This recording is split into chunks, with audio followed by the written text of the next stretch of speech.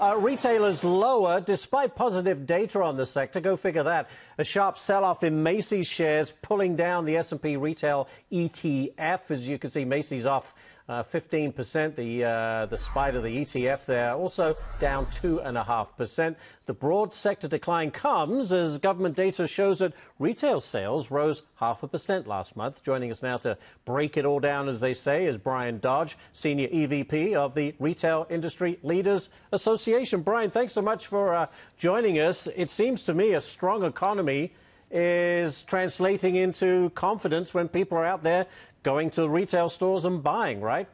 Yeah, that's absolutely right. I mean, we're seeing exactly the kind of momentum that we would hope to see going into the second half of the year. We've got a strong economy. Consumers are feeling comfortable. They're opening up their wallets as we would hope that they would do leading into the back-to-school season.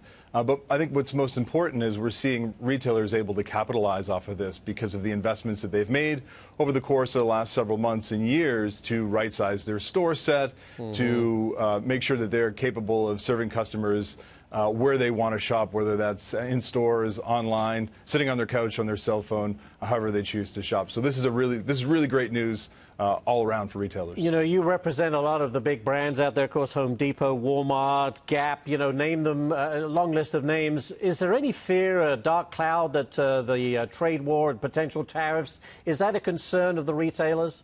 It's absolutely a concern. I think the data we're looking at today tells us that the economy is in a good place. And we want to continue to do things that encourage continued growth in the economy. One thing that we worry could take away from this bullish economy is the idea of global tariffs and this escalating trade war.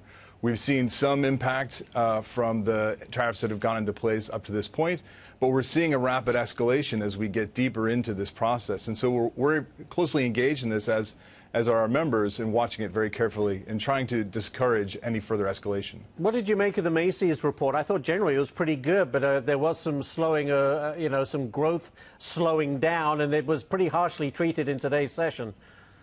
You know, I haven't really, I don't make too much out of a day's worth of trading. I look at the fundamentals, and the fundamentals are very good. What we want to do is make sure that they remain very good and that we're doing the kinds of things that encourage continued growth. Yeah, we talk about retail. We often talk about the retail ice age with regard to how Amazon has become such a giant, but there are stores. Those that have adapted are doing quite well. Walmart's been very aggressive. Kroger Supermarket, they're another ones who've gone very aggressively into e-commerce. Are the retailers finally able to respond to the challenge that Amazon and companies like it present? I think retailers are doing a great job serving the customers today. There's no doubt that Amazon has changed the model somewhat, but the reality is retailers were making this evolution long before Amazon accelerated its growth. Customers are changing. That's the real driver of this, and all retailers are adapting to serve those customers. Ever since the financial crisis, Brian, there's been a sense that people always want a deal now. They follow their pennies a lot closer, perhaps, and they want a deal. They expect a deal. This is the era of the 2-for-1s and free shipping and everything like that. How hard does it make that? How hard is it for the retailer to constantly, you know, provide those incentives to get the shoppers in? Yeah, I think, you know, it is a great time to be a customer. You've got lots of options, you've got lots of deals, and a lot of companies that are competing for your business. I think that's great.